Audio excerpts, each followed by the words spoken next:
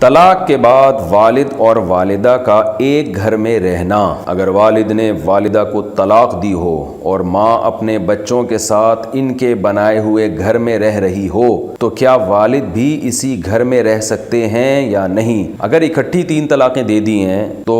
اصولی طور پر تو والد اور والدہ کا اس گھر میں اکٹھا رہنا جائز نہیں ہے۔ اصل مسئلہ تو یہی ہے، اور اس زمانے میں اس لیے بھی جائز نہیں ہے کہ فتوے دینے والے بہت مل جائیں گے۔ میاں بیوی نے فتویٰ لے لیا، طلاق ہو گئی ہے، اب ساتھ رہ رہے ہیں تو کہیں سے اہل حدیث سے اٹھا کے فتویٰ لے آتے ہیں کہ یہ 3 طلاقیں ایک ہوئی ہیں، اور پھر حرام کو حلال کر لیتے ہیں۔ تو اس لیے اصولی مسئلہ تو یہی ہے کہ فوراً علیحدگی اختیار کر لیں۔ لیکن اگر دونوں میں ایسا کوئی خطرہ نہیں ہے کہ لڑکا یا لڑکی کہیں اہل حدیث سے فتویٰ لے آئیں گے اور حرام کو حلال، حرام بیوی کو حلال، کیونکہ قرآن نے واضح طور پہ کہا کہ 3 طلاقیں 3 ہی ہوتی ہیں، اس میں قرآن نے کوئی فرق نہیں کیا کہ ایک مجلس میں ہو یا الگ الگ مجلس میں۔ بخاری مسلم کی واضح احادیث سے، صحابہ کے فتاویٰ سے، اجماع امت سے پتہ چلتا ہے، صحابہ کے سب کے فتاویٰ یہی ہیں کہ اکٹھی 3 طلاقیں 3 ہی ہوتی ہیں، جن کے بھی فتاویٰ ہمیں ملتے ہیں۔ تو لیکن آج کل قرآن و سنت کے نام پہ کوئی بھی اٹھ کے کوئی بھی فتویٰ دے دے تو کوئی پوچھنے والا نہیں ہے، فتویٰ لے آئیں گے کہیں سے کہ یہ ایک ہوئی ہے تو حرام کو حلال کر لیتے ہیں۔ تو اگر ایسا کوئی خطرہ نہیں ہے اور میاں بیوی کے ملاپ کا بھی کوئی خطرہ نہیں ہے تو پھر فقہا نے لکھا ہے کہ بچوں کی خاطر ایک ہی گھر میں رہ سکتے ہیں، لیکن عورت شوہر سے پردہ کرے گی، سونے کی جگہ اس کی الگ ہوگی۔ اگر شوہر سے کوئی بات کرنی پڑ رہی ہے تو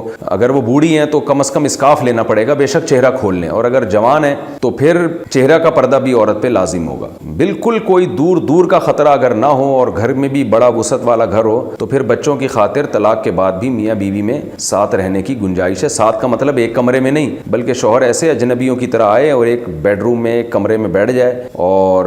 وہاں اس کے لیے کھانا پینا جو بھی ہے، اور بیوی دوسرے کمرے میں رہے بالکل الگ۔ تو اس طرح سے کوئی دور کا بھی اگر خطرہ نہ ہونا ان کے درمیان برائی کا تو گنجائش ہے۔ بعض گھر ایسے ہوتے ہیں کہ ان کے درمیان وہ کوئی ملاپ کا خطرہ نہیں ہوتا، وہ شادی ہو کے بھی کئی مہینوں ایک دوسرے سے ملے نہیں ہوتے، لیکن ذرہ برابر بھی اگر خطرہ موجود ہے یا بدگمانی کا موقع مل رہا ہے، لوگ باتیں بنا رہے ہیں، لوگ کہہ رہے ہیں دیکھو طلاق کے بعد بھی، تو پھر لوگوں کو بھی بدگمانی دور کرنا بھی واجب ہے، ان کو بتانا پڑے گا نہیں بھائی ہم آپس میں بالکل بھی نہیں ملتے اور ہم دور سوتے ہیں اور بیوی اس سے پردہ کرتی ہے۔ تو یہ جوانوں میں تو یہ بہت مشکل ہے، لیکن بوڑھے میں ایسا ہو سکتا ہے۔